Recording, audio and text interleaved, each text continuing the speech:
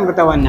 ಸ್ನೇಹಿತರೆ, ತಿರುಪತಿಯಲ್ಲಿರುವಂತಹ ವಿಗ್ರಹ ಶ್ರೀ ವಿಷ್ಣುವಿನ ಅವತಾರಿಯಾದಂತಹ ತಿಮ್ಮಪ್ಪನ ವಿಗ್ರಹವೇನಾ?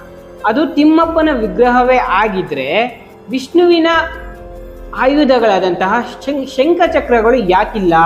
ಈಗ ವಿಗ್ರಹದಲ್ಲಿರುವಂತಹ ಚಿನ್ನದ ಶಂಖಚಕ್ರಗಳನ್ನು ಪ್ರತಿಷ್ಠಾಪನೆ ಮಾಡಿದವರು ಯಾರು? ಇನ್ನೊಂದು ವಾದದ ಪ್ರಕಾರ ಇದು ವಿಷ್ಣುವಿನ ವಿಗ್ರಹ ಅಲ್ಲ, ಇದು ಶಿವನ ವಿಗ್ರಹ.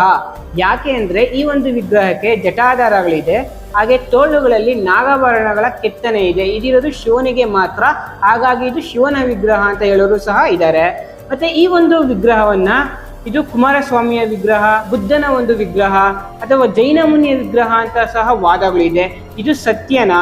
ವಿಗ್ರಹಕ್ಕೆ ಸಂಬಂಧಪಟ್ಟಂತಹ ರಹಸ್ಯಗಳು ಏನು?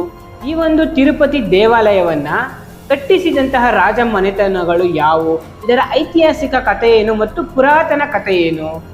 ಹಾಗೂ ಇಲ್ಲಿರುವ